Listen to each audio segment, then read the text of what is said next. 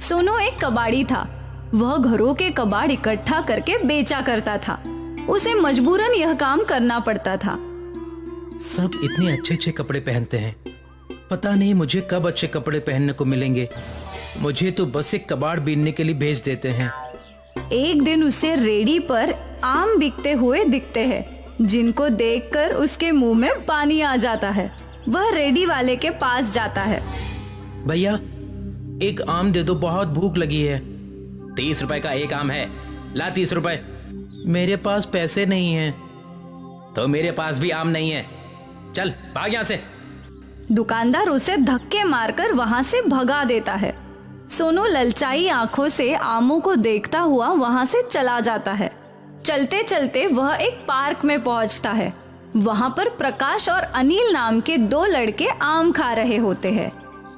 हाँ भाई, यार देख मेरे पापा इतना अच्छा आम लेकर आए हैं। अरे वाह, आम तो देखने में बहुत ही अच्छा लग रहा है। चल जल्दी से निकाल और खाते हैं। ये कोई आम नहीं है, बहुत खास आम है। महंगा भी बहुत होगा। बहुत महंगा है, मेरे पापा ने बाहर से मंगाया है। मुझे आमों का बहुत शौक है ना, इसलिए। आम खाना तो मुझे भी बहुत अच्छा लगता है। अब और सब्र नहीं हो रहा, जल्दी से आम निकाल, खाते हैं। अनिल और प्रकाश आम को खा रहे होते हैं, तभी वहां सोनू पहुंच जाता है और उन्हें आम खाते देख अपने होठों पर जीभ फिराता है। अरे इस कबाड़ी को देख, हमें आम खाते देखकर कैसे ललचा रहा है। क्या फटी हुई आंखों से देख रहा है? क्या कभी आम नहीं देखा? खाना है क्या आम? सोनू हाँ में गर्दन हिला देता है। वो उसकी तरफ आम बढ़ाते हैं। जैसे ही सोनू आगे बढ़ता है, वह आम को पीछे खींच लेते हैं और सोनू आम को पकड़ने के लालच में मुंह के बल गिर जाता है। आया बड़ा आम खाने वाला, औकात है तेरी? औकात तो गुठली के लायक भी नहीं है। कितना महंगा आम है, इसकी तो खुशबू लेना भी महंगा पड़ सकता है तेरे को। प्रकाश और अनिल उस पर हंसते हैं। सोनू वहां से मायूस होकर निकल जाता है और कंधे पर अपनी कबाड़ की थैली लटकाकर चल देता है। चलते चलते उसे एक साधु महाराज मिलते हैं, जो बेहोश होकर जमीन पर गिरे हुए होते हैं। वह उन्हें देखकर उनके पास दौड़ कर जाता है। महाराज क्या हुआ? अब बेहोश कैसे हो गए? मुझे इनको पानी पिलाना चाहिए। सोनू भागा भागा पास की नदी से पानी लेकर आता है और साधु महाराज के मुंह पर छिड़कता है। साधु महाराज को होश आ जाता है। सोनू को अपने पास देखकर साधु महाराज उससे कहते हैं, कौन हो तुम और यहाँ क्या कर रहे हो? और मैं जमीन पर कैसे गिरा? मुझे कुछ याद नहीं है। साधु महाराज, गर्मी होने की वजह से आप बेहोश हो गए थे। मैंने पास की नदी से पानी लाकर आपके ऊपर छिड़का और पिलाया है, जिसकी वजह से आपको होश आ गया। तुम्हारा बहुत बहुत शुक्रिया बेटा कि तुमने मेरी फिक्र की। महाराज, ये तो मेरा फर्ज था। पर तुम इतने उदास क्यों लग रहे हो? तुमसे किसी ने कुछ कहा है क्या? सोनू साधु को सारी बात बता देता है और अपने आम खाने की इच्छा को व्यक्त करता है। साधु सोनू की बात सुनकर उसको दिलासा देते हैं और कहते हैं, सोनू, तुमने मेरी मदद की है। मैं तुम्हें ये कमंडल देता हूं। इसमें आमरस निकलेगा। उसको जितनी बार तुम उल्टोगे उतनी बार आमरस निकलेगा। अब तुम जितनी बार चाहो और जितना चाहो आमरस पी सकते हो। साधु सोनू को कमंडल देता है। कमंडल पाकर सोनू बहुत खुश होता है और जी भर के आमरस पीता है। अपने साथ साथ वह और गरीब लड़कों को भी आमरस पिलाता है, जो आमरस पीने में असमर्थ थे। एक बार जब सोनू कमंडल में से आमरस निकालकर पी रहा था और अपने दोस्तों को पिला रहा था, तब अनिल और प्रकाश उसे देखते हैं। प्रकाश, ये तो वही लड़का है ना जिसको हमने आम खाने नहीं दिया था और उसको धक्के देकर भगा दिया था? ये तो वही कबाड़ी है ना? हाँ, है तो वही, पर वो तो कबाड़ी था। उसके पास इतने महंगे आमों का आमरस कहां से आ रहा है? और इतना सारा आमरस कि वो और बाकी बच्चों में भी बांट रहा है। इसका तो पता लगाना ही पड़ेगा। अनिल और प्रकाश चोरी छिपे देखते हैं तो कमंडल के आमरस का राज पता चल जाता है। अच्छा, तो उसके आमरस का ये राज है। इस कमंडल को तो हम चुरा लेंगे और फिर देखते हैं कि ये आमरस कैसे पीता है। अनिल और प्रकाश सोनू की आंख बचते ही वह कमंडल चुरा लेते हैं और पहाड़ी पर जाकर छुप जाते हैं। वहां पर उन दोनों में होड़ लगती है कि कौन उस कमंडल में से आमरस निकालेगा। ला प्रकाश, मुझे कमंडल दे, आमरस निकाल कर पीते हैं। मैं क्यों कमंडल दूं? मेरे हाथ में है कमंडल तो आमरस मैं ही निकाल देता हूं। नहीं नहीं, आमरस तो कमंडल से मैं ही निकालूंगा। अगर हिम्मत है तो मुझसे लेकर दिखा दे। आमरस का कमंडल मेरे पास है और मैंने मेहनत ज्यादा की थी कमंडल चुराने में, तो कमंडल का आमरस मेरा हुआ। मैं तुझे थोड़ा सा दे दूंगा। प्रकाश और अनिल उस कमंडल के लिए आपस में झगड़ा करने लगते हैं। तभी कमंडल उनके हाथ से गिर जाता है और आमरस बाहर गिरना शुरू होता है। जितनी बार वह पहाड़ी से टकराता है उतनी बार आमरस कमंडल से निकलता है, जिसकी वजह से वहां बाढ़ आ जाती है। मैंने कहा था ना, कमंडल मुझे दे दे, मैं इसमें से अच्छी तरह से आमरस निकाल लूंगा। पर तू तो है कि मेरी सुनता ही नहीं। अब जितनी बार भी ये पहाड़ी से टकराता है उतनी बार इससे आमरस इतना ज्यादा से ज्यादा निकल रहा है। इसी तरह से ये निकलता रहा तो बाढ़ आ जाएगी आमरस की। मुझे क्या पता था इसका जादू इतना ज्यादा चलेगा कि बाढ़ आने की नौबत आ जाएगी। देखते ही देखते पूरी कॉलोनी आमरस के सैलाब में डूब जाती है। सभी लोग उस आमरस में तैरते हुए नजर आते हैं। सबके घरों में आमरस पहुंच जाता है। जैसे ही सोनू को आमरस की बाढ़ के बारे में अंदाजा होता है, वह उस कमंडल को ढूंढने के लिए निकल जाता है। वह बाढ़ में बहता हुआ कमंडल के पास पहुंच जाता है। इस कमंडल के आमरस से तो बाढ़ ही आ गई है। इस बाढ़ को कैसे न कैसे करके मुझे ठीक करना होगा, नहीं तो सब कुछ तबाह हो जाएगा। सोनू उस कमंडल को अपने हाथ में लेता है और कमंडल से कहता है, कमंडल कमंडल, इस आमरस को अपने अंदर फिर से समेट लो। अगर तुम इसी तरह आमरस को बाहर करते रहोगे तो पूरी दुनिया ही इस आमरस में समा जाएगी। तुमसे अनुरोध है कि इस आमरस को अपने अंदर समेट लो। कमंडल अपने अंदर सारा आमरस ले लेता है और सब कुछ फिर से पहले जैसा हो जाता है। अब सोनू उस कमंडल को लेकर उस साधु महाराज के पास जाता है। साधु महाराज, इस कमंडल की अब कोई जरूरत नहीं है। इस कमंडल की वजह से तो पूरे आमरस की बाढ़ भी आ गई थी। मुझे तो बस थोड़ा सा आमरस चाहिए। मैं नहीं चाहता कि इस कमंडल के आमरस से फिर से कोई परेशानी हो। तो तुम क्या चाहते हो ये बताओ। साधु महाराज, मैं आपको ये कमंडल वापस करना चाहता हूं। आप इस आमरस के कमंडल को वापस ले लो, जिससे आगे कोई परेशानी ना हो। ठीक है, ये कमंडल तो मैं वापस ले लेता हूं, पर हां, जब भी तुम्हें आमरस पीने का मन हो तो तुम मेरे पास आ जाना। मैं इस कमंडल से तुम्हें भरपूर मात्रा में आमरस पिला दूंगा। जी महाराज, जब मेरा आमरस पीने का मन होगा तब मैं आपके पास ही आ जाऊंगा, परंतु इस कमंडल से आमरस नहीं लूंगा, क्योंकि अति हर चीज की बुरी होती है। एक ना एक दिन अधिकतर चीज होने की वजह से हम मुसीबत में पड़ जाते हैं। जितना है उतने में ही संतुष्ट रहना चाहिए। तुमने बिल्कुल सही कहा। लालच बहुत बुरी चीज होती है। लालच में आकर ही अनिल और प्रकाश ने ये कमंडल चुराया, जिससे मुसीबत खड़ी हो गई। साधु को प्रणाम करके सोनू वहां से चला जाता है और फिर अपने कबाड़ बेचने का काम शुरू कर देता है। अब उसको किसी भी चीज को खाने का मन होता है तो वह साधु महाराज के पास चला जाता था। वह अपनी शक्तियों से उसको वही चीज दे दिया करते थे, परंतु वो कभी भी लालच नहीं किया करता था, क्योंकि उसने लालच का परिणाम भुगत लिया था। वही अनिल और प्रकाश को भी सबक मिल जाता है। वह अब किसी गरीब को परेशान नहीं करते हैं और कभी लालच नहीं करते हैं। रत्नागिरी के छोटे से गांव में शंभू रहता था। वैसे तो शंभू एक मामूली इंसान था जो एक ढाबे में काम करता था, पर उसके पास उसकी एक छोटी जमीन थी जहां उसने सालों पहले आम के पेड़ लगाए थे। देख रही हो मीनाक्षी, मेरे आम के पेड़ कितने बड़े हो गए। पर अब तक इन पेड़ों पर आम क्यों नहीं लगे? बहुत जल्दी लगेंगे और फिर हमारी जिंदगी बदल जाएगी। उम्मीद है ये सब बहुत जल्दी से हो। मीनाक्षी और शंभू मिलकर अपने आम के पेड़ों का अच्छे से ध्यान रखा करते थे। रोज सुबह सारे पेड़ों को पानी डालने के बाद ही शंभू अपनी नौकरी पर जाया करता था।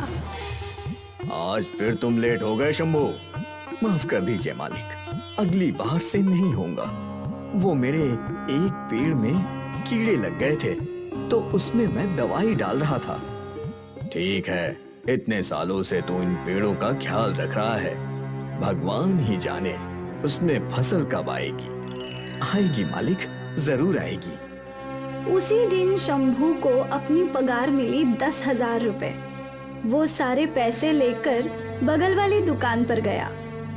ये लो भाई, आपके 500 रुपए जो मैंने पिछले हफ्ते लिए थे। बहुत बहुत धन्यवाद। यहाँ से वो किराने की दुकान पर गया। आ गए भाई, मैं सोच ही रहा था कि अब तक तुम क्यों नहीं आए। खैर, आपके घर का सारा राशन मैंने पहले ही बांध दिया है। बहुत अच्छा किया। कितना हिसाब हुआ है भाई? 2040 रुपए। ये लो। फिर शंभू दूध वाले के पास गया। ये लो भाई, तुम्हारे 1000 रुपए। अब बकाया खत्म, नया हिसाब शुरू। हाँ ठीक है। सबका हिसाब दे दाकर जब वो घर पहुंचा, आप ही का इंतजार कर रही थी। पगार मिल गई लगता है। यहाँ रख दीजिए सारा राशन। मिल गई और 3540 रुपए दे भी दिए। मतलब अब बस 6407 रुपए बचे हैं। हाँ, इसमें से खेत के लिए मुझे 3000 रुपए लगेंगे। बिजली, मोटर, पानी का बिल वगैरह वगैरह। 500 मेरे महीने के खर्च और बचे हुए 3000 रुपए तुम रख लो। जो सामान लगे वो लाना और बाकी पैसे बचा लेना। जी ठीक है। मैंने सोचा था इस महीने अगर 3000 से ज्यादा पैसे मिले तो नई साड़ी खरीद लूंगी। वो अगले महीने मेरे बहन की शादी है ना। तुम फिक्र मत करो, कुछ दिनों में मैं तुम्हारे लिए नई साड़ी ले आऊंगा। ठीक है जी। सारा हिसाब हो चुका था। अगली सुबह जब शंभू अपने आम के पेड़ों के पास पहुंचा तो वो हैरान था। मीनाक्षी, क्या हुआ? देखो, पेड़ों पर फल आ रहे हैं। हे भगवान, ये हमारे पेड़ों की पहली फसल होगी। हाँ हाँ, उम्मीद है फसल बहुत अच्छी होगी ही। हमने इतने सालों से इन पेड़ों की देखभाल की है। वो तो है। शंभू और मीनाक्षी उत्साहित थे। उनकी वर्षों की मेहनत रंग लाई थी। 1 महीने में सारे पेड़ों पर आम आ गए। कितने सारे आम है ना? हाँ, हमें अभी इनकी और भी अच्छे से देखभाल करनी होगी, तभी हमें अच्छा दाम मिलेगा। हाँ बिल्कुल। अब से मीनाक्षी और शंभू ने ज्यादा से ज्यादा वक्त अपने आम के बगीचे में बिताया। अगर एक भी आम को कीड़े लगते तो वो तुरंत उसे तोड़ देते। लगभग 3 महीने बाद आम पकने लगे। शंभू ने एक आम तोड़ा और उसे खाया। ये आम तो बहुत ही रसीले हैं मीनाक्षी, तुम भी खाओ। हाँ हाँ। मीनाक्षी ने भी आम चखे। सही कहते हैं लोग, सब्र का फल मीठा होता है।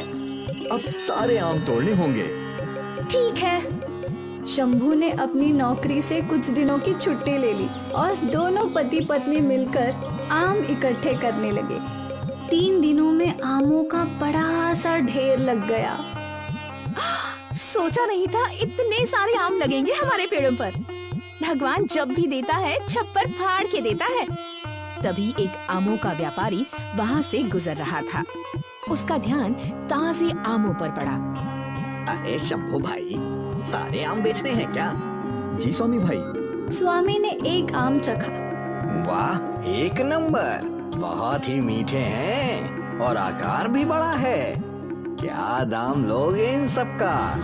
ये मेरी पहली फसल है, आप ही कुछ हिसाब से बता दीजिए। फसल बहुत अच्छी है, मैं इन सब आम का तुझे 3 लाख रुपए दे सकता हूँ। 3 लाख?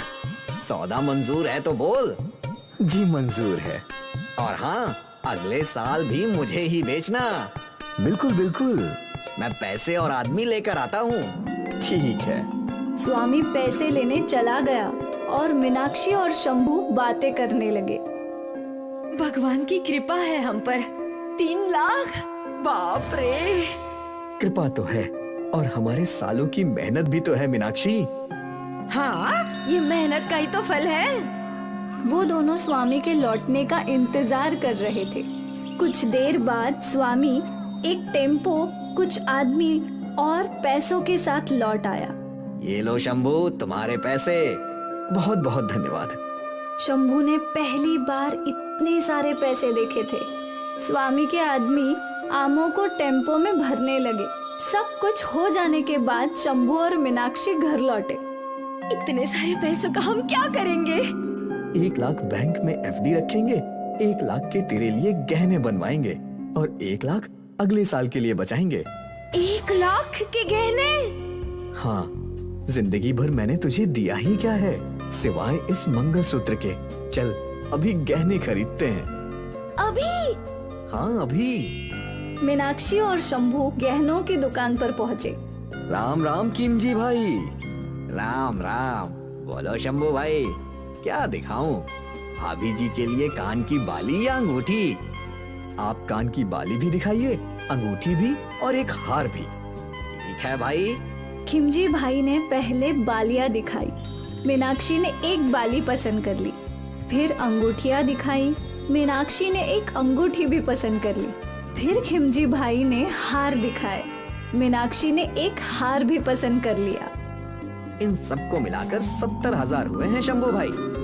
बस एक काम कीजिए, आप कंगन भी दिखाइए। जी। खिमजी भाई ने कंगन भी दिखाए। मीनाक्षी को एक कंगन की जोड़ी भी पसंद आई। इन सबको मिलाकर 1,10,000 हुए हैं शंभू। ठीक है। शंभू ने अपने झोले से पैसे निकाले और खिमजी भाई को दे दिए। अरे वाह भाई, इतने सारे पैसे, वो भी नगद। कोई खजाना मिला है क्या? ऐसा ही समझो। खिमजी ने सारे गहने मीनाक्षी को दे दिए और वो लोग वहाँ से निकल गए। शंभू के जाते ही खिमजी भाई ने ये बात दूसरे दुकानदार को बताई। वो शंभू मेरी दुकान से 1,10,000 के गहने खरीद कर गया है। लगता है कोई खजाना मिला है उसे। अरे बाप रे। और ये बात आग की तरह फैल गई। सारे गांव वाले मिलकर मुखिया के पास गए।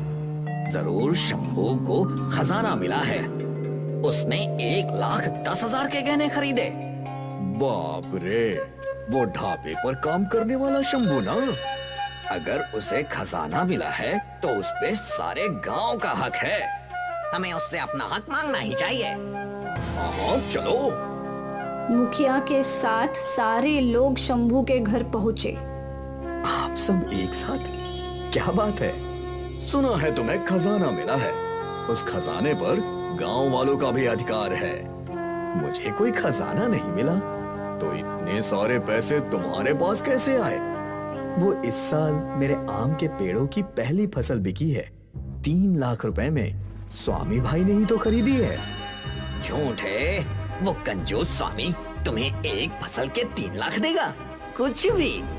यकीन नहीं आता तो उनके पास चलो। सारे गांव वाले स्वामी व्यापारी के गोदाम में पहुँचे। स्वामी भाई, इन्हें बताओ कि तुमने मेरे आमों का मुझे 3 लाख रुपए दिया है। हाँ दिया है। इन्हें लगता है कि मुझे कोई बड़ा खजाना मिला है और ये अपना हिस्सा मांग रहे हैं।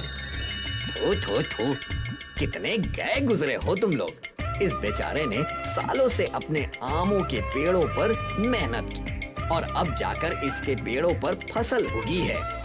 ये इसकी मेहनत की कमाई है और तुम लोग इससे हिस्सा मांग रहे हो।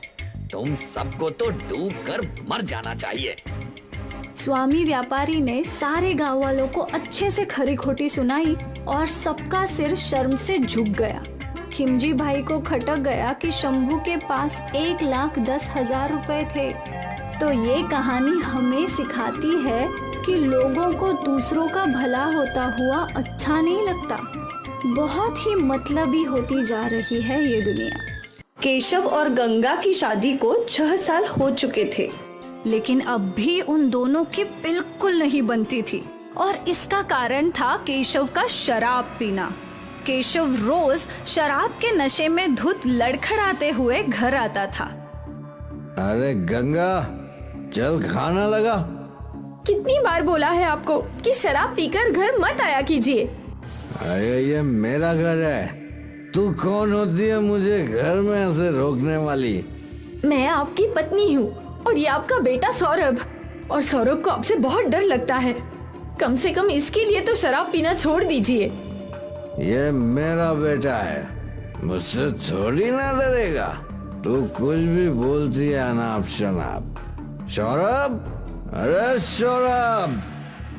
सौरभ अपने पिता से डरकर अंदर के कमरे में भाग जाता है। तूने मेरे बेटे को डरपोक बना दिया है।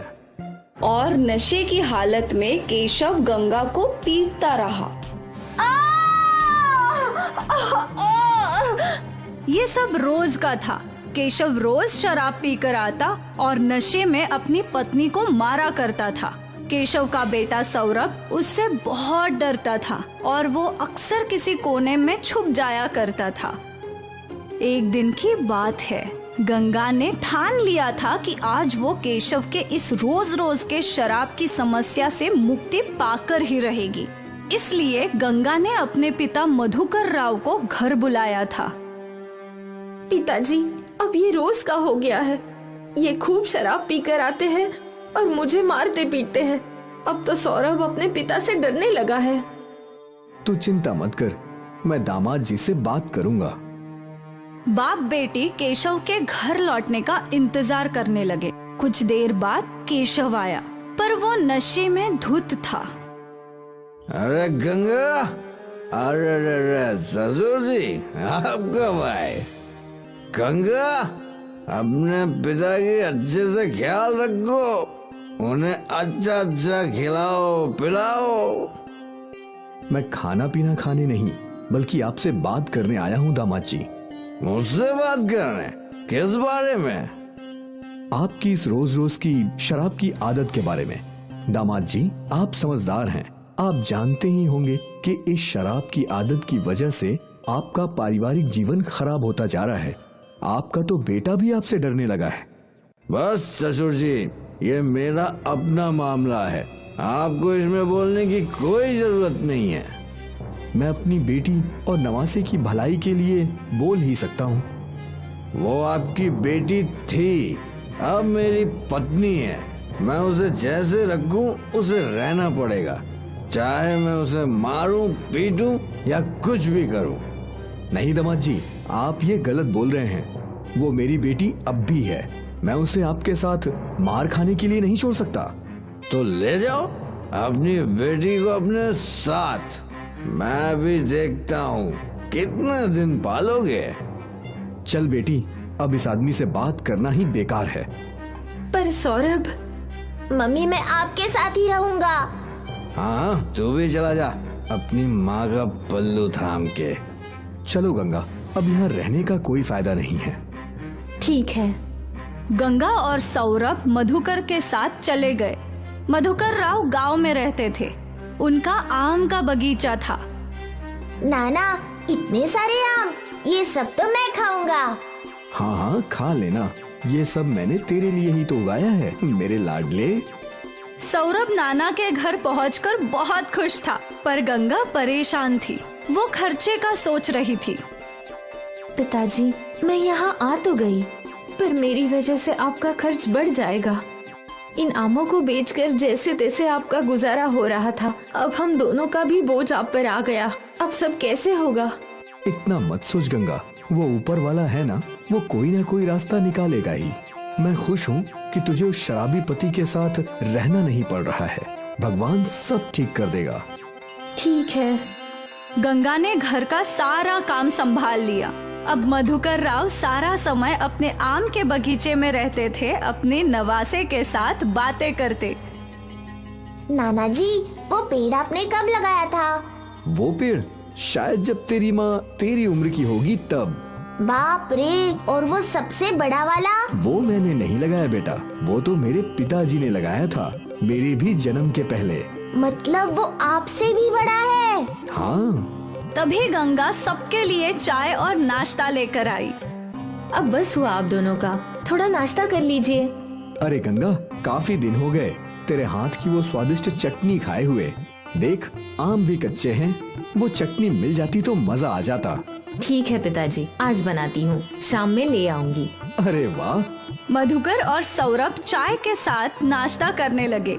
गंगा रसोई लौटी और वो मसालों से चटनी बनाने लगी। कुछ ही देर में उसकी चटनी तैयार हो गई। अब ये तैयार है। गंगा चटनी लेकर बगीचे में लौटी तो वहाँ मधुकर के 2 दोस्त भी थे। पिताजी, चटनी बन गई है। अरे वाह, इन दोनों को भी खिलाओ। ठीक है पिताजी।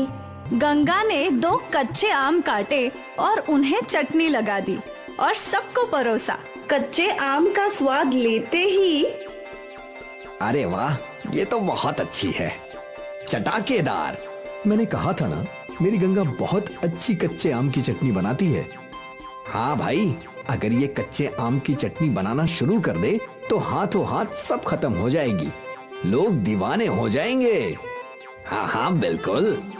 ये बात सुनकर गंगा सोचने लगी। वैसे भी मैं खर्चे का सोच ही रही थी। अगर कच्चे आम बेचकर मुझे पैसे मिले तो हमारी सारी समस्याएं दूर हो जाएंगी। क्या हुआ गंगा? पिताजी, मैं सोच रही हूँ कि जैसे काका ने कहा, कच्चे आम का व्यापार ही खोल लूं। कम से कम कुछ तो कमाई होगी। वैसे आइडिया बुरा नहीं है, मैं भी तेरा साथ दूंगा। और अगले ही दिन से गंगा ने मार्केट में कच्चे आम का ठेला लगाया। उसके ठेले पर कच्चे आम देखकर, ये कच्चा आम कितने का है? 15 रुपए प्लेट। मुझे 1 प्लेट देना। गंगा ने उस औरत को 1 प्लेट कच्चे आम दिए और 15 रुपए ले लिए। वाह, इतना स्वादिष्ट कच्चा आम मैंने पहले कभी नहीं खाया। इसके बाद कई और ग्राहकों ने गंगा के कच्चे आम की तारीफ की। पहले ही दिन गंगा के कच्चे आम मशहूर होने लगे थे। शाम तक सारे आम खत्म हो चुके थे। गंगा ने ठेला बंद किया और अपनी पहली कमाई देखकर वो बहुत खुश थी। वो खुशी खुशी घर लौटी। कैसा था आज का दिन? बहुत अच्छा पिताजी, लोगों को मेरे कच्चे आम बहुत पसंद आए। कितने सारे लोगों ने मेरी तारीफ की। और तो और ये देखिए, आज की कमाई। अरे वाह, मुझे यकीन था तू कर ही लेगी। आज के सारे आम खत्म हो गए पिताजी। मैंने और कच्चे आम तोड़ के रखे हैं, पर अगर ऐसे ही चलता रहा तो हमें कच्चे आम बाहर से खरीदने होंगे। भगवान करे तेरा नया व्यापार खूब फले। धन्यवाद पिताजी। मेरा सौरभ कहाँ है? वो खेल कूद करके थक गया था, मैंने उसे खाना खिलाया और फिर वो सो गया। पिताजी, आप हमारा साथ नहीं देते तो हमारा क्या होता? मेरी गुड़िया, मैं अपनी बेटी का कैसे साथ नहीं दूंगा? तू तो मेरी गुड़िया है, मेरी परी, और तू कभी भी मुझ पर बोझ नहीं बनेगी। गंगा ने अपने पिताजी को गले लगाया और शुरू हो गया आत्मनिर्भरता का अभियान। गंगा रोज कच्चे आम बेचती और उसके पिताजी उसकी मदद करते, सौरभ को संभालते। अब गंगा को अपने शराबी पति की कोई जरूरत नहीं थी। सही कहा था मधुकर राव ने, बेटियां बोझ नहीं होती। रत्नागिरी के छोटे से गांव में शंभू रहता था। वैसे तो शंभू एक मामूली इंसान था जो एक ढाबे में काम करता था, पर उसके पास उसकी एक छोटी जमीन थी जहां उसने सालों पहले आम के पेड़ लगाए थे। देख रही हो मीनाक्षी, मेरे आम के पेड़ कितने बड़े हो गए। पर अब तक इन पेड़ों पर आम क्यों नहीं लगे? बहुत जल्दी लगेंगे और फिर हमारी जिंदगी बदल जाएगी। उम्मीद है ये सब बहुत जल्दी से हो। मीनाक्षी और शंभू मिलकर अपने आम के पेड़ों का अच्छे से ध्यान रखा करते थे। रोज सुबह सारे पेड़ों को पानी डालने के बाद ही शंभू अपनी नौकरी पर जाया करता था। आज फिर तुम लेट हो गए शंभू। माफ कर दीजिए मालिक, अगली बार से नहीं होगा। वो मेरे एक पेड़ में कीड़े लग गए थे तो उसमें मैं दवाई डाल रहा था। ठीक है, इतने सालों से तू इन पेड़ों का ख्याल रख रहा है, भगवान ही जाने उसमें फसल कब आएगी।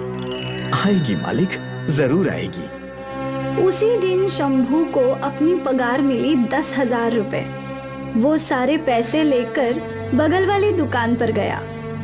ये लो भाई, आपके 500 रुपए जो मैंने पिछले हफ्ते लिए थे। बहुत बहुत धन्यवाद। यहाँ से वो किराने की दुकान पर गया। आ गए भाई। मैं सोच ही रहा था कि अब तक तुम क्यों नहीं आए। खैर, आपके घर का सारा राशन मैंने पहले ही बांध दिया है। बहुत अच्छा किया। कितना हिसाब हुआ है भाई? 2040 रुपए। ये लो। फिर शंभू दूध वाले के पास गया। ये लो भाई, तुम्हारे 1000 रुपए।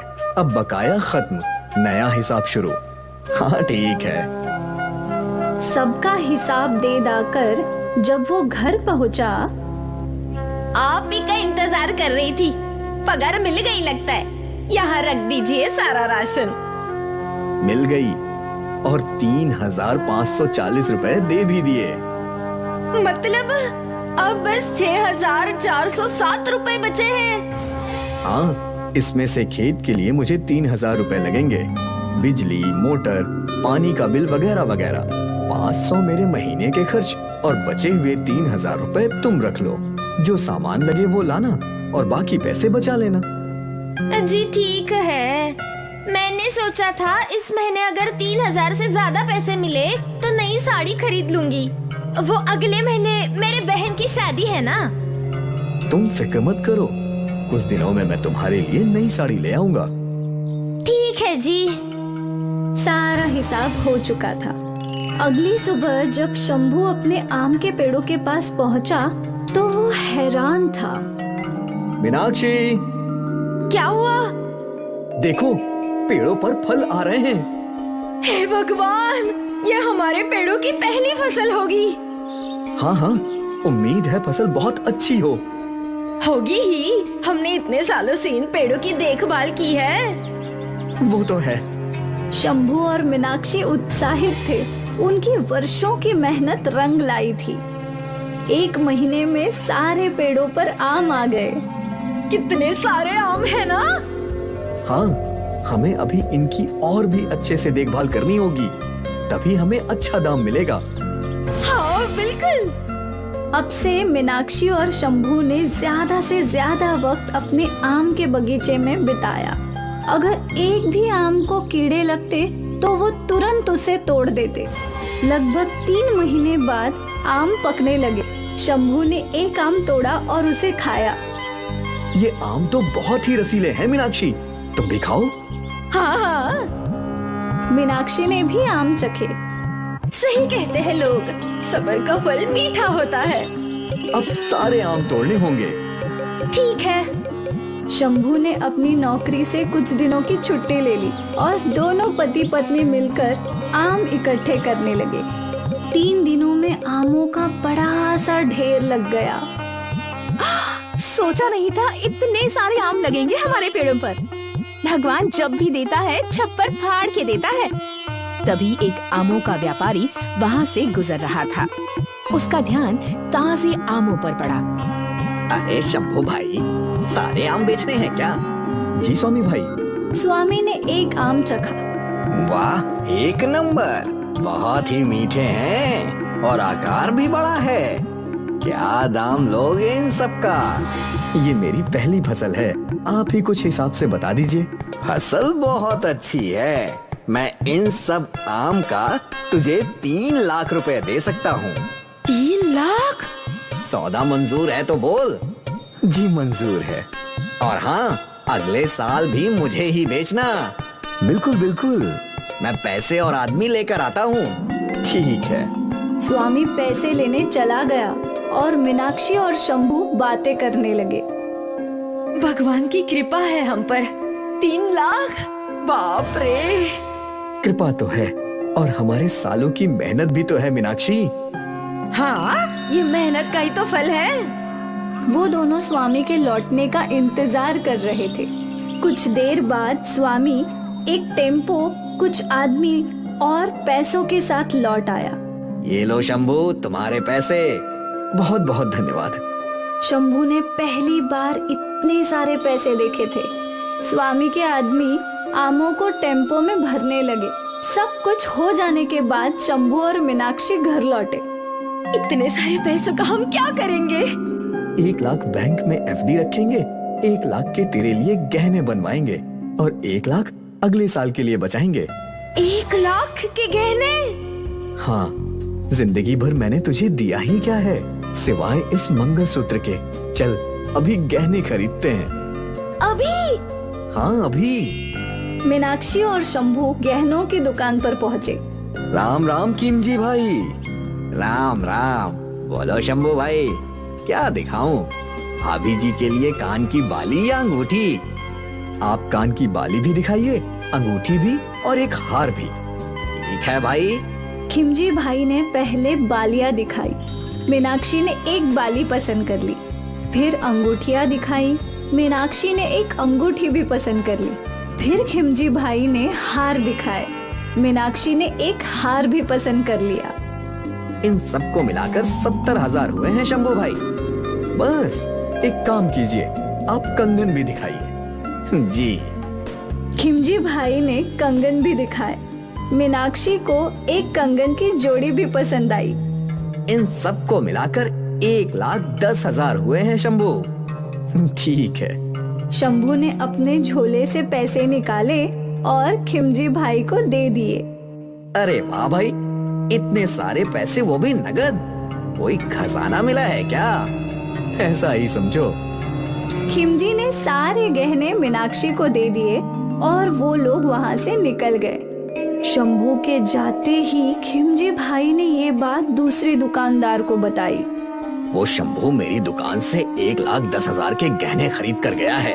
लगता है कोई खजाना मिला है उसे। अरे बाप रे। और ये बात आग की तरह फैल गई। सारे गांव वाले मिलकर मुखिया के पास गए। जरूर शंभू को खजाना मिला है।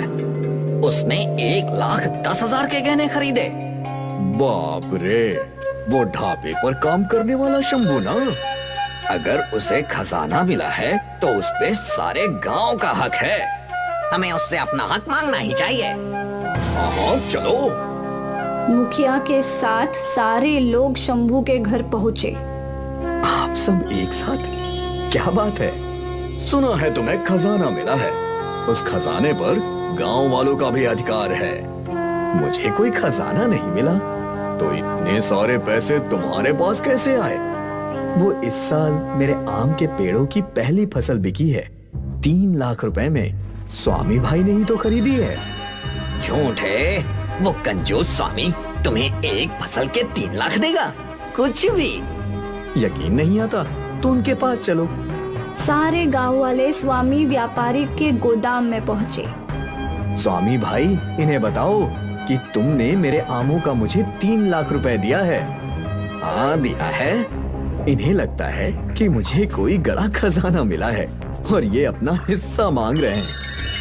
थो थो, कितने गए गुजरे हो तुम लोग। इस बेचारे ने सालों से अपने आमों के पेड़ों पर मेहनत की और अब जाकर इसके पेड़ों पर फसल उगी है। ये इसकी मेहनत की कमाई है और तुम लोग इससे हिस्सा मांग रहे हो। तुम सबको तो डूब कर मर जाना चाहिए। स्वामी व्यापारी ने सारे गांव वालों को अच्छे से खरी खोटी सुनाई और सबका सिर शर्म से झुक गया। खिमजी भाई को खटक गया कि शंभू के पास 1,10,000 रुपए थे। तो ये कहानी हमें सिखाती है कि लोगों को दूसरों का भला होता हुआ अच्छा नहीं लगता। बहुत ही मतलबी होती जा रही है ये दुनिया। सोनू एक कबाड़ी था। वह घरों के कबाड़ इकट्ठा करके बेचा करता था। उसे मजबूरन यह काम करना पड़ता था। सब इतने अच्छे अच्छे कपड़े पहनते हैं, पता नहीं मुझे कब अच्छे कपड़े पहनने को मिलेंगे। मुझे तो बस एक कबाड़ बीनने के लिए भेज देते हैं। एक दिन उसे रेडी पर आम बिकते हुए दिखते हैं, जिनको देखकर उसके मुंह में पानी आ जाता है। वह रेडी वाले के पास जाता है। भैया, एक आम दे दो, बहुत भूख लगी है। 30 रुपए का एक आम है, ला 30 रुपए। मेरे पास पैसे नहीं हैं। तो मेरे पास भी आम नहीं है, चल भाग यहाँ से। दुकानदार उसे धक्के मारकर वहां से भगा देता है। सोनू ललचाई आंखों से आमों को देखता हुआ वहां से चला जाता है। चलते चलते वह एक पार्क में पहुंचता है।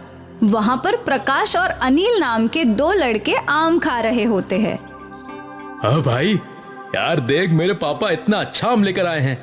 अरे वाह, आम तो देखने में बहुत ही अच्छा लग रहा है। चल जल्दी से निकाल और खाते हैं। ये कोई आम नहीं है, बहुत खास आम है। महंगा भी बहुत होगा। बहुत महंगा है, मेरे पापा ने बाहर से मंगाया है। मुझे आमों का बहुत शौक है ना, इसलिए। आम खाना तो मुझे भी बहुत अच्छा लगता है। अब और सब्र नहीं हो रहा, जल्दी से आम निकाल, खाते हैं। अनिल और प्रकाश आम को खा रहे होते हैं, तभी वहां सोनू पहुंच जाता है और उन्हें आम खाते देख अपने होठों पर जीभ फिराता है। अरे, इस कबाड़ी को देख, हमें आम खाते देखकर कैसे ललचा रहा है। क्या फटी हुई आंखों से देख रहा है? क्या कभी आम नहीं देखा? खाना है क्या आम? सोनू हाँ में गर्दन हिला देता है। वो उसकी तरफ आम बढ़ाते हैं। जैसे ही सोनू आगे बढ़ता है, वह आम को पीछे खींच लेते हैं और सोनू आम को पकड़ने के लालच में मुंह के बल गिर जाता है। आया बड़ा आम खाने वाला, औकात है तेरी? औकात तो गुठली के लायक भी नहीं है। कितना महंगा आम है, इसकी तो खुशबू लेना भी महंगा पड़ सकता है तेरे को। प्रकाश और अनिल उस पर हंसते हैं। सोनू वहां से मायूस होकर निकल जाता है और कंधे पर अपनी कबाड़ की थैली लटकाकर चल देता है। चलते चलते उसे एक साधु महाराज मिलते हैं, जो बेहोश होकर जमीन पर गिरे हुए होते हैं। वह उन्हें देखकर उनके पास दौड़ कर जाता है। महाराज, क्या हुआ? अब बेहोश कैसे हो गए? मुझे इनको पानी पिलाना चाहिए। सोनू भागा भागा पास की नदी से पानी लेकर आता है और साधु महाराज के मुंह पर छिड़कता है। साधु महाराज को होश आ जाता है। सोनू को अपने पास देखकर साधु महाराज उससे कहते हैं, कौन हो तुम और यहाँ क्या कर रहे हो? और मैं जमीन पर कैसे गिरा? मुझे कुछ याद नहीं है। साधु महाराज, गर्मी होने की वजह से आप बेहोश हो गए थे। मैंने पास की नदी से पानी लाकर आपके ऊपर छिड़का और पिलाया है, जिसकी वजह से आपको होश आ गया। तुम्हारा बहुत बहुत शुक्रिया बेटा कि तुमने मेरी फिक्र की। महाराज, ये तो मेरा फर्ज था। पर तुम इतने उदास क्यों लग रहे हो? तुमसे किसी ने कुछ कहा है क्या? सोनू साधु को सारी बात बता देता है और अपने आम खाने की इच्छा को व्यक्त करता है। साधु सोनू की बात सुनकर उसको दिलासा देते हैं और कहते हैं, सोनू, तुमने मेरी मदद की है। मैं तुम्हें ये कमंडल देता हूं। इसमें आमरस निकलेगा। उसको जितनी बार तुम उल्टोगे, उतनी बार आमरस निकलेगा। अब तुम जितनी बार चाहो और जितना चाहो आमरस पी सकते हो। साधु सोनू को कमंडल देता है। कमंडल पाकर सोनू बहुत खुश होता है और जी भर के आमरस पीता है। अपने साथ साथ वह और गरीब लड़कों को भी आमरस पिलाता है, जो आमरस पीने में असमर्थ थे। एक बार जब सोनू कमंडल में से आमरस निकालकर पी रहा था और अपने दोस्तों को पिला रहा था, तब अनिल और प्रकाश उसे देखते हैं। प्रकाश, ये तो वही लड़का है ना जिसको हमने आम खाने नहीं दिया था और उसको धक्के देकर भगा दिया था? ये तो वही कबाड़ी है ना? हाँ, है तो वही, पर वो तो कबाड़ी था। उसके पास इतने महंगे आमों का आमरस कहां से आ रहा है? और इतना सारा आमरस कि वो और बाकी बच्चों में भी बांट रहा है। इसका तो पता लगाना ही पड़ेगा। अनिल और प्रकाश चोरी छिपे देखते हैं तो कमंडल के आमरस का राज पता चल जाता है। अच्छा, तो उसके आमरस का ये राज है। इस कमंडल को तो हम चुरा लेंगे और फिर देखते हैं कि ये आमरस कैसे पीता है। अनिल और प्रकाश सोनू की आंख बचते ही वह कमंडल चुरा लेते हैं और पहाड़ी पर जाकर छुप जाते हैं। वहां पर उन दोनों में होड़ लगती है कि कौन उस कमंडल में से आमरस निकालेगा। ला प्रकाश, मुझे कमंडल दे, आमरस निकाल कर पीते हैं। मैं क्यों कमंडल दूं? मेरे हाथ में है कमंडल, तो आमरस मैं ही निकाल देता हूं। नहीं नहीं, आमरस तो कमंडल से मैं ही निकालूंगा। अगर हिम्मत है तो मुझसे लेकर दिखा दे। आमरस का कमंडल मेरे पास है और मैंने मेहनत ज्यादा की थी कमंडल चुराने में, तो कमंडल का आमरस मेरा हुआ। मैं तुझे थोड़ा सा दे दूंगा। प्रकाश और अनिल उस कमंडल के लिए आपस में झगड़ा करने लगते हैं। तभी कमंडल उनके हाथ से गिर जाता है और आमरस बाहर गिरना शुरू होता है। जितनी बार वह पहाड़ी से टकराता है उतनी बार आमरस कमंडल से निकलता है, जिसकी वजह से वहां बाढ़ आ जाती है। मैंने कहा था ना, कमंडल मुझे दे दे, मैं इसमें से अच्छी तरह से आमरस निकाल लूंगा। पर तू तो है कि मेरी सुनता ही नहीं। अब जितनी बार भी ये पहाड़ी से टकराता है उतनी बार इससे आमरस इतना ज्यादा से ज्यादा निकल रहा है। इसी तरह से ये निकलता रहा तो बाढ़ आ जाएगी आमरस की। मुझे क्या पता था इसका जादू इतना ज्यादा चलेगा कि बाढ़ आने की नौबत आ जाएगी। देखते ही देखते पूरी कॉलोनी आमरस के सैलाब में डूब जाती है। सभी लोग उस आमरस में तैरते हुए नजर आते हैं। सबके घरों में आमरस पहुंच जाता है। जैसे ही सोनू को आमरस की बाढ़ के बारे में अंदाजा होता है, वह उस कमंडल को ढूंढने के लिए निकल जाता है। वह बाढ़ में बहता हुआ कमंडल के पास पहुंच जाता है। इस कमंडल के आमरस से तो बाढ़ ही आ गई है। इस बाढ़ को कैसे न कैसे करके मुझे ठीक करना होगा, नहीं तो सब कुछ तबाह हो जाएगा। सोनू उस कमंडल को अपने हाथ में लेता है और कमंडल से कहता है, कमंडल कमंडल, इस आमरस को अपने अंदर फिर से समेट लो। अगर तुम इसी तरह आमरस को बाहर करते रहोगे तो पूरी दुनिया ही इस आमरस में समा जाएगी। तुमसे अनुरोध है कि इस आमरस को अपने अंदर समेट लो। कमंडल अपने अंदर सारा आमरस ले लेता है और सब कुछ फिर से पहले जैसा हो जाता है। अब सोनू उस कमंडल को लेकर उस साधु महाराज के पास जाता है। साधु महाराज, इस कमंडल की अब कोई जरूरत नहीं है। इस कमंडल की वजह से तो पूरे आमरस की बाढ़ भी आ गई थी। मुझे तो बस थोड़ा सा आमरस चाहिए। मैं नहीं चाहता कि इस कमंडल के आमरस से फिर से कोई परेशानी हो।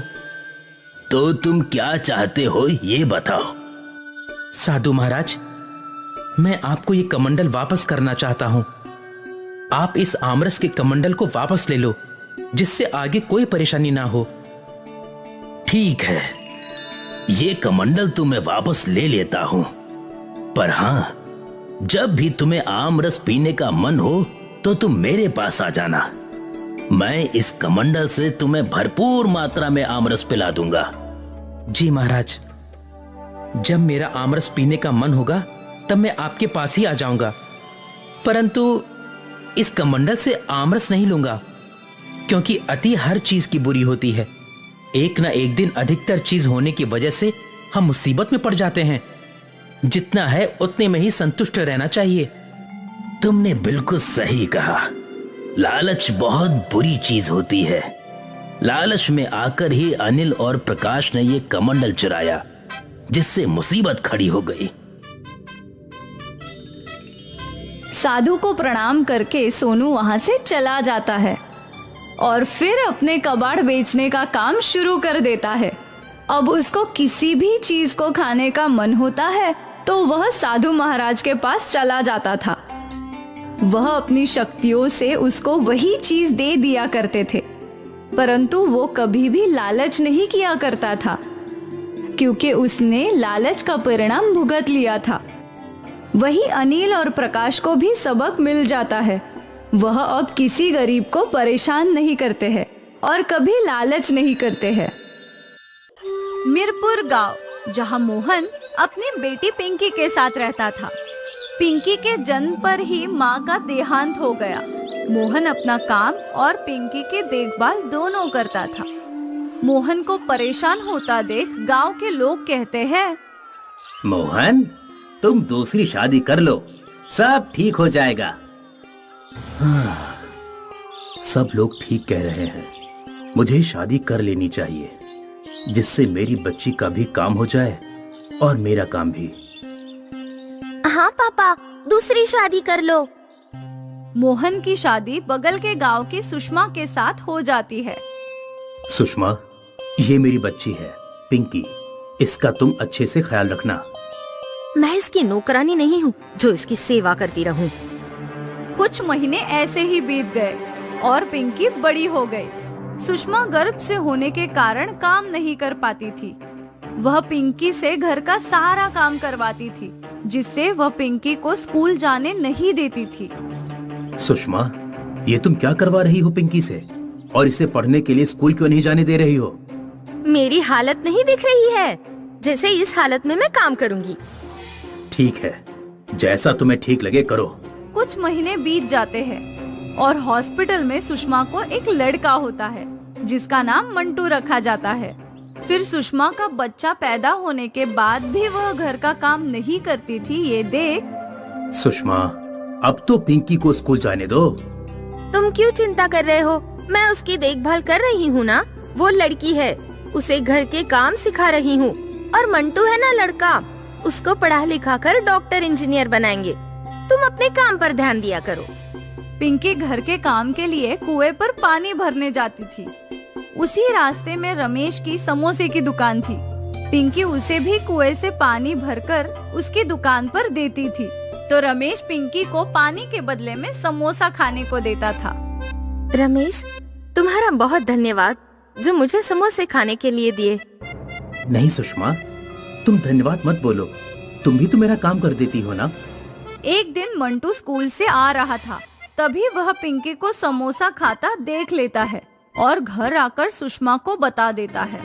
पिंकी पानी लेकर आती है तो सुषमा कहती है, किसके साथ तू अपना मुंह काला कर रही थी?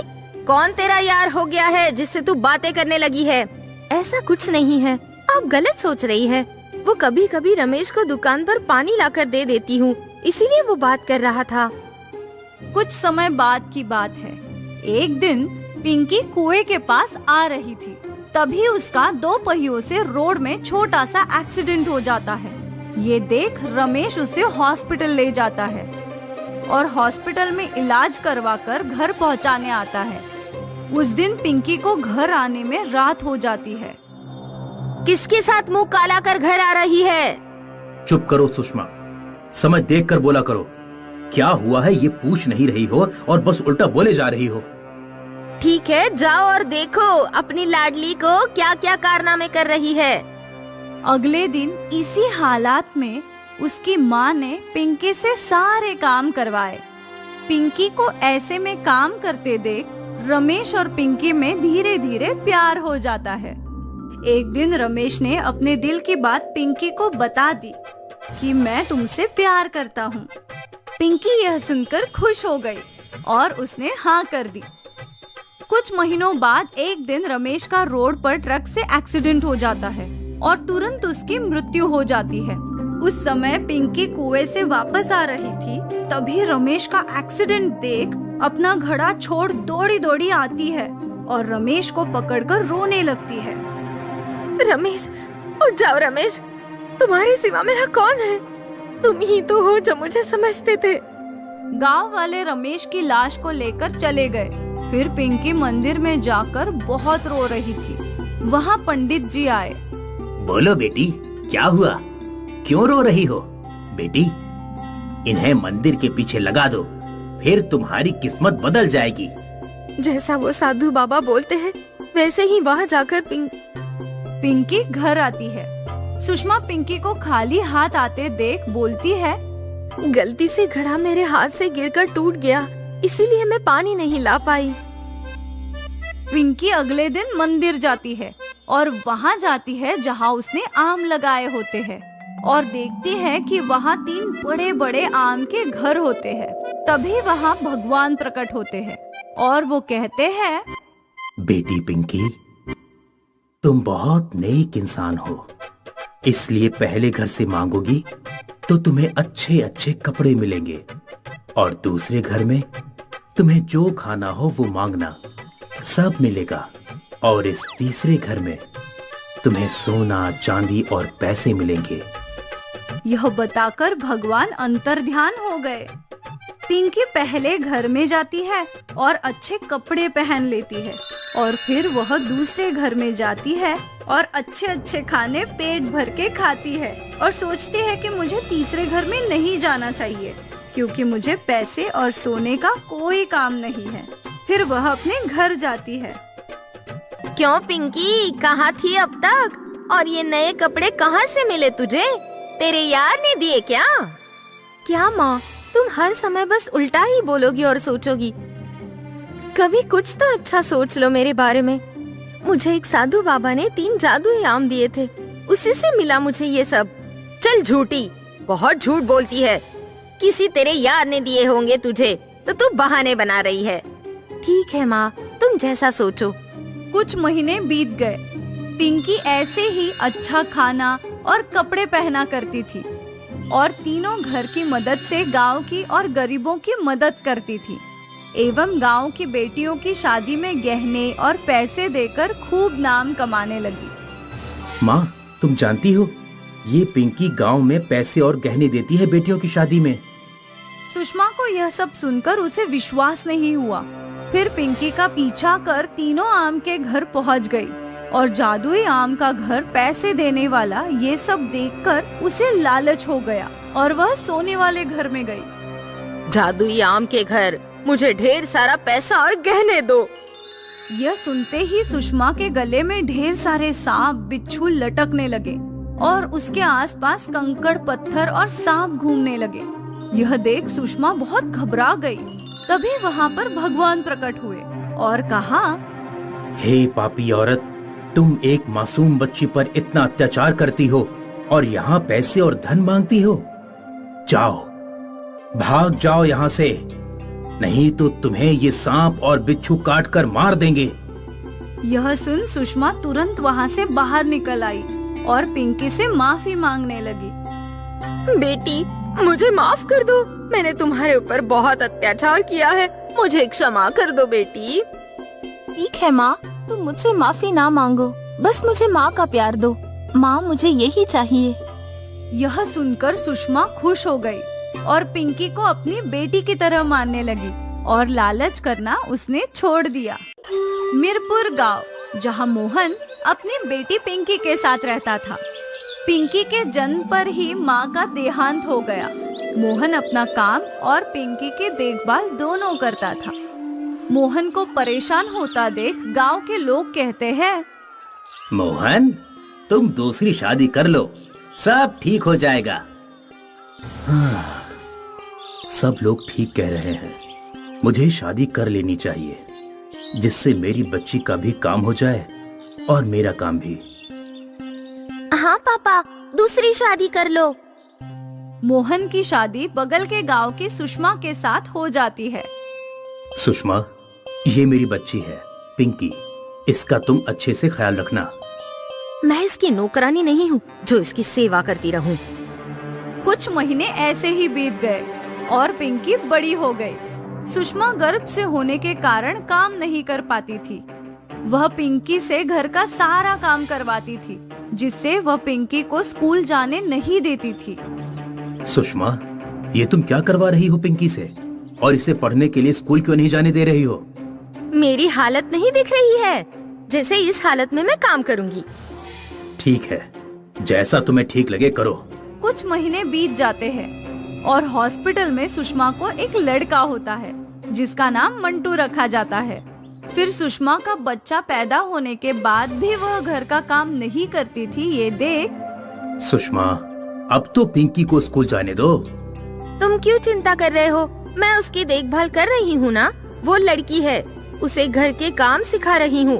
और मंटू है ना लड़का, उसको पढ़ा लिखा कर डॉक्टर इंजीनियर बनाएंगे। तुम अपने काम पर ध्यान दिया करो। पिंकी घर के काम के लिए कुएं पर पानी भरने जाती थी।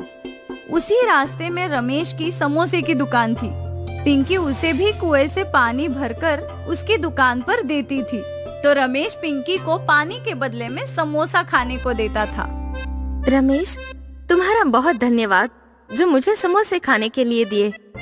नहीं सुषमा, तुम धन्यवाद मत बोलो, तुम भी तो मेरा काम कर देती हो ना।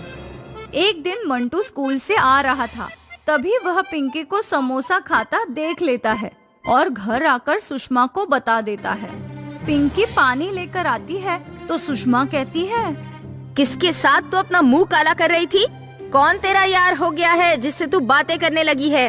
ऐसा कुछ नहीं है, आप गलत सोच रही है। वो कभी कभी रमेश को दुकान पर पानी लाकर दे देती हूँ, इसीलिए वो बात कर रहा था। कुछ समय बाद की बात है। एक दिन पिंकी कुएं के पास आ रही थी, तभी उसका 2 पहियों से रोड में छोटा सा एक्सीडेंट हो जाता है। ये देख रमेश उसे हॉस्पिटल ले जाता है और हॉस्पिटल में इलाज करवाकर घर पहुंचाने आता है। उस दिन पिंकी को घर आने में रात हो जाती है। किसके साथ मुंह काला कर घर आ रही है? चुप करो सुषमा, समझ देख कर बोला करो। क्या हुआ है ये पूछ नहीं रही हो और बस उल्टा बोले जा रही हो। ठीक है, जाओ और देखो अपनी लाडली को क्या क्या कारनामे कर रही है। अगले दिन इसी हालात में उसकी माँ ने पिंकी से सारे काम करवाए। पिंकी को ऐसे में काम करते देख रमेश और पिंकी में धीरे धीरे प्यार हो जाता है। एक दिन रमेश ने अपने दिल की बात पिंकी को बता दी कि मैं तुमसे प्यार करता हूँ। पिंकी यह सुनकर खुश हो गई और उसने हाँ कर दी। कुछ महीनों बाद एक दिन रमेश का रोड पर ट्रक से एक्सीडेंट हो जाता है और तुरंत उसकी मृत्यु हो जाती है। उस समय पिंकी कुएं से वापस आ रही थी, तभी रमेश का एक्सीडेंट देख अपना घड़ा छोड़ दौड़ी दौड़ी आती है और रमेश को पकड़कर रोने लगती है। रमेश, उठ जाओ रमेश, तुम्हारे सिवा मेरा कौन है? तुम ही तो हो जो मुझे समझते थे। गांव वाले रमेश की लाश को लेकर चले गए। फिर पिंकी मंदिर में जाकर बहुत रो रही थी। वहाँ पंडित जी आए। बोलो बेटी, क्या हुआ? क्यों रो रही हो?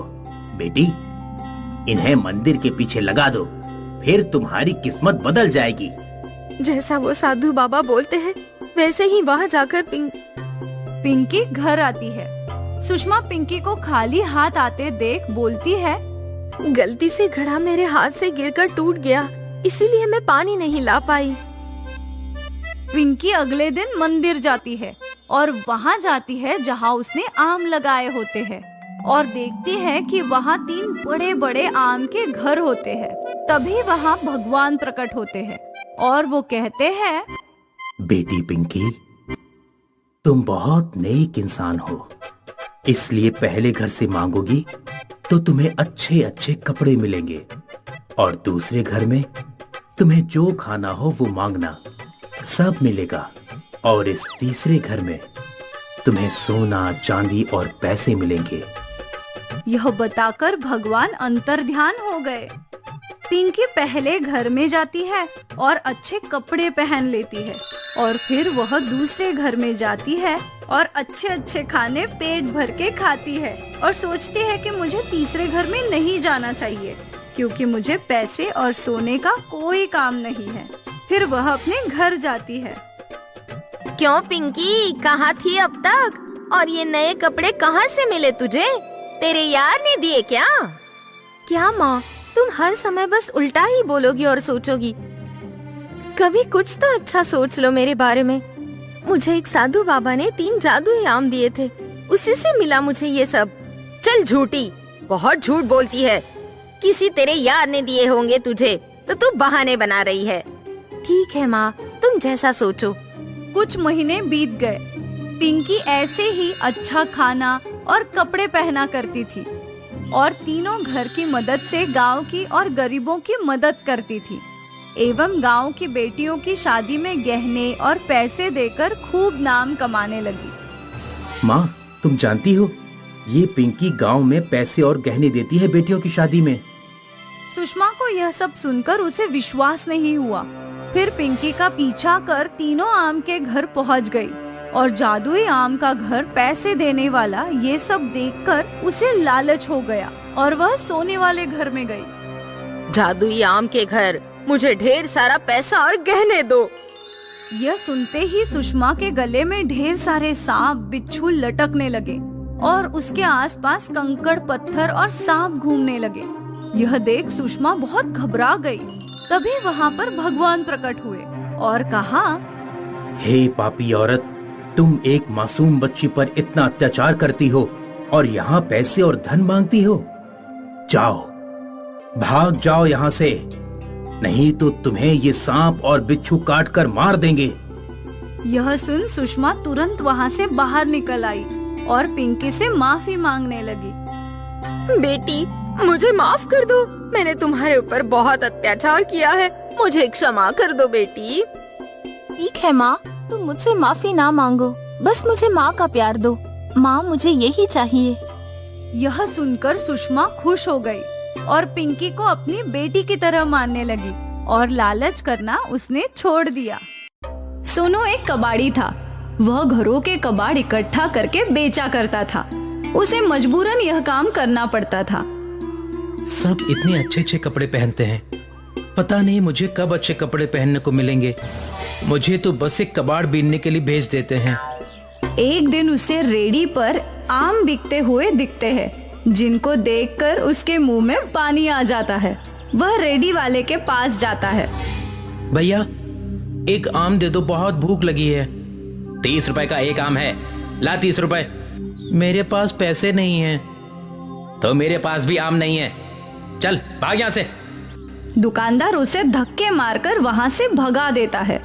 सोनू ललचाई आंखों से आमों को देखता हुआ वहाँ से चला जाता है। चलते चलते वह एक पार्क में पहुँचता है। वहाँ पर प्रकाश और अनिल नाम के 2 लड़के आम खा रहे होते हैं। हाँ भाई, यार देख, मेरे पापा इतना अच्छा आम लेकर आए हैं। अरे वाह, आम तो देखने में बहुत ही अच्छा लग रहा है। चल जल्दी से निकाल और खाते हैं। ये कोई आम नहीं है, बहुत खास आम है। महंगा भी बहुत होगा। बहुत महंगा है, मेरे पापा ने बाहर से मंगाया है। मुझे आमों का बहुत शौक है ना, इसलिए। आम खाना तो मुझे भी बहुत अच्छा लगता है। अब और सब्र नहीं हो रहा, जल्दी से आम निकाल, खाते हैं।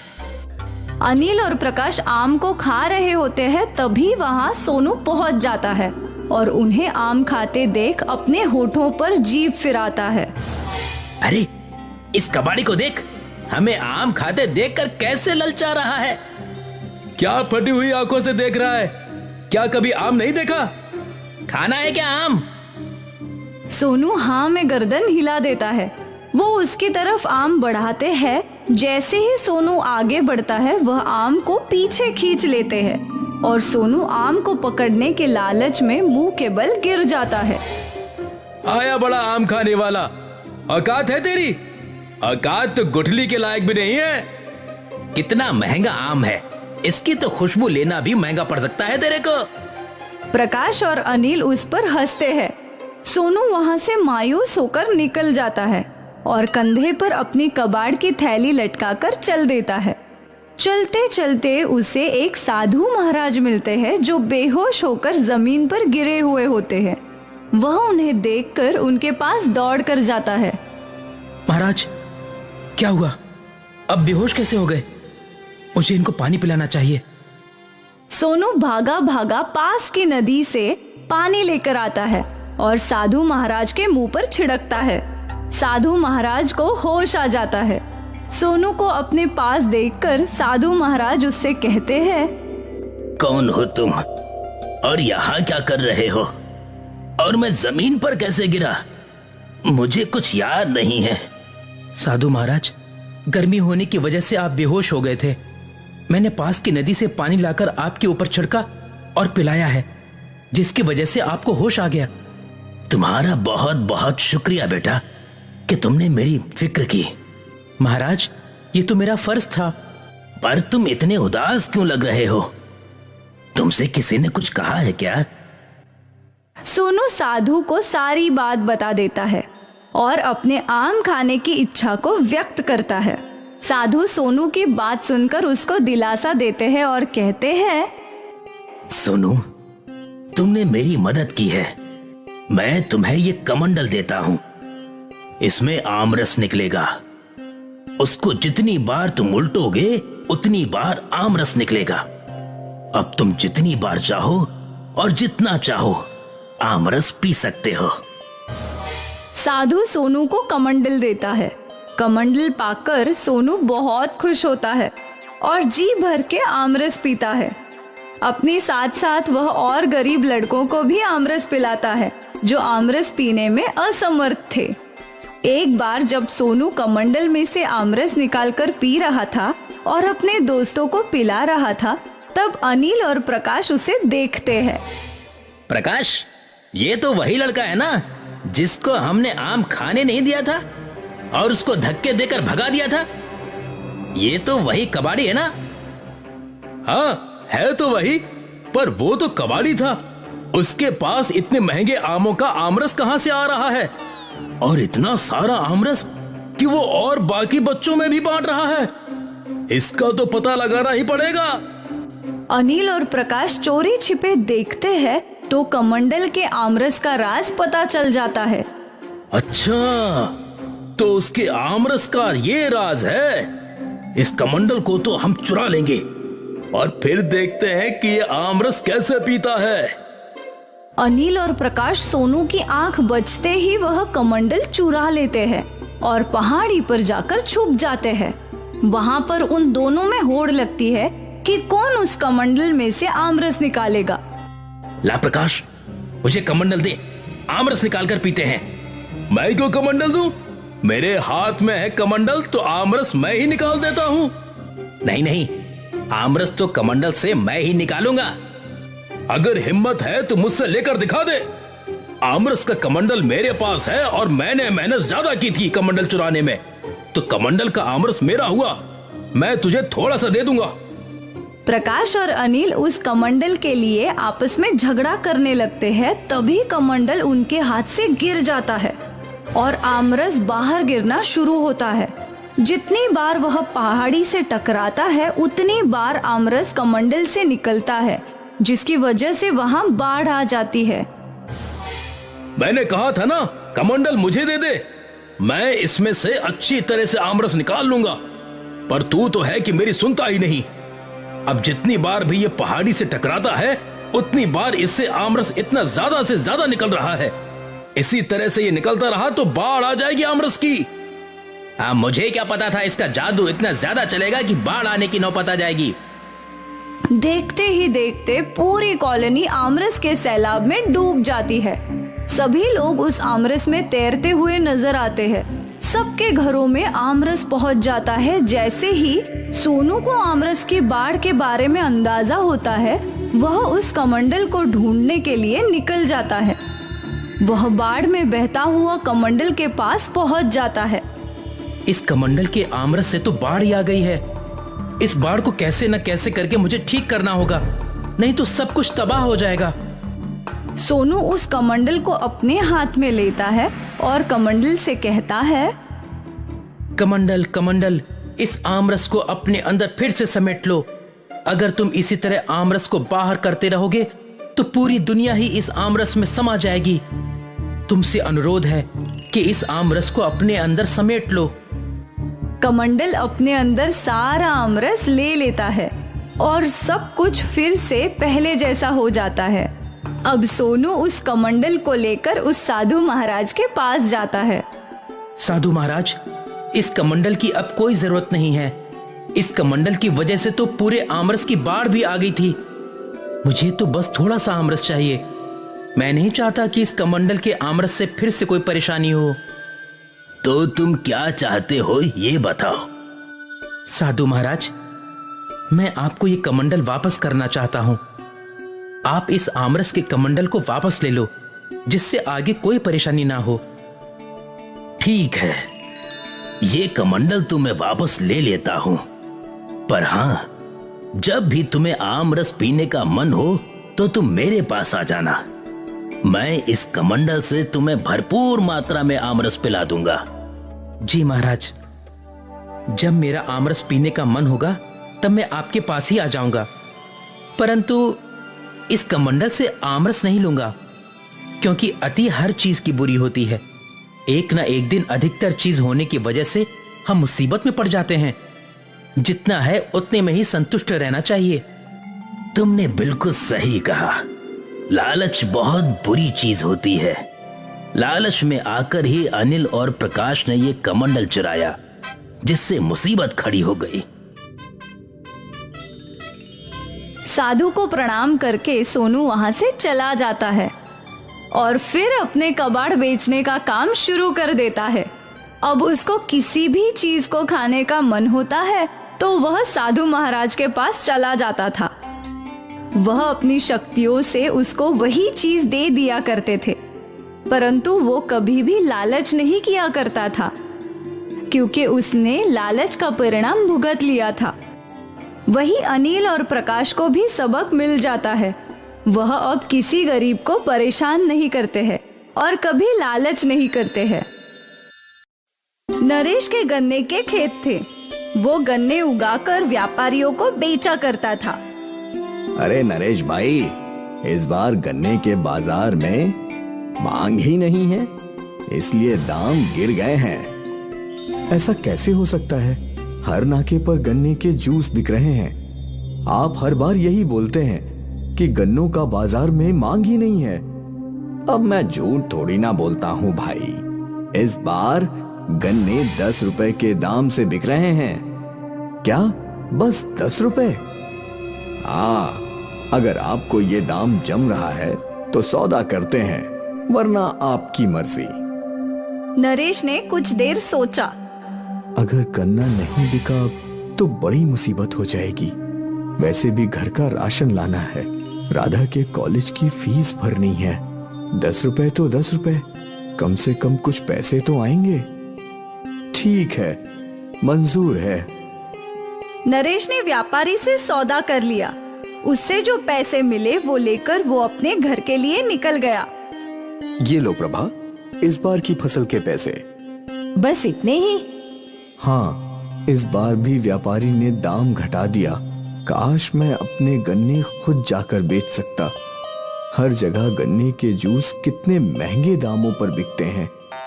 तो पापा, आप भी गन्ने का जूस बेचिए ना, हम भी ढेर सारे पैसे कमा सकते हैं। हाँ, वैसे सुझाव तो बुरा नहीं है, पर गन्ने की जूस की मशीन खरीदने के लिए पैसे भी लगेंगे। वो कहाँ से लाऊंगा? ये है ना, इसमें से थोड़े का मैं राशन ले आऊंगी। राधा की 3 महीने की फीस भर देंगे। बाकी जो बचेंगे उसमें आप गन्ने के जूस की मशीन खरीद लेना। ये भी ठीक है। नरेश और उसका परिवार उत्सुक था, क्योंकि पहली बार वो लोग आमदनी बढ़ाने का सोच रहे थे। बचे हुए पैसों से नरेश और प्रभा ने गन्ने के जूस की मशीन खरीद ली। सर, अगर आपको चाहिए तो मैं आपको गन्ने की सप्लायर का भी नंबर दे सकता हूँ। नहीं भाई, मेरा तो खुद का गन्ने का खेत है, इसीलिए तो मैं गन्ने के जूस की मशीन डाल रहा हूँ। तो फिर बढ़िया है सर। नरेश और प्रभा बहुत खुश थे। मशीन खरीदकर दोनों घर पहुँचे। वाह पापा, ये तो जबरदस्त है। अब मशीन तो खरीद ली, पर हम गन्ने का जूस बेचेंगे कहाँ? बाजार में ही सबसे ज्यादा गर्दी होती है। हमारे गन्ने का जूस वहाँ बहुत बिकेगा। हाँ, मुझे भी यही लगता है। ठीक है, तो मैं बाजार में किसी दुकान वाले से बात करके आता हूँ। ठीक है पापा। नरेश अपने घर से बाजार के लिए निकल गया। बाजार में वो अपने पहचान के दुकान वाले के पास गया।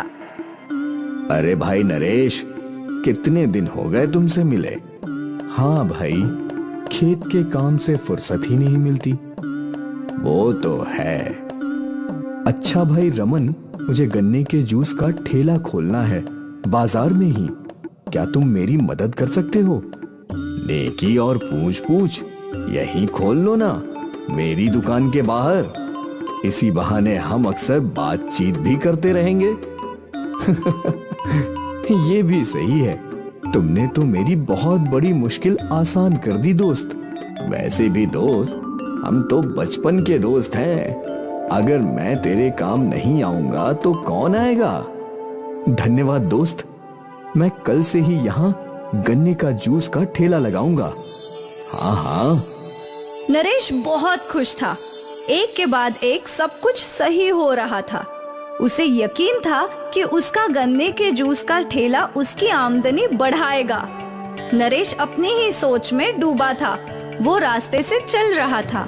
अचानक एक ट्रक ने नरेश को ठोकर मार दी और नरेश ने वही दम तोड़ दिया। नरेश के घर में मातम मच गया।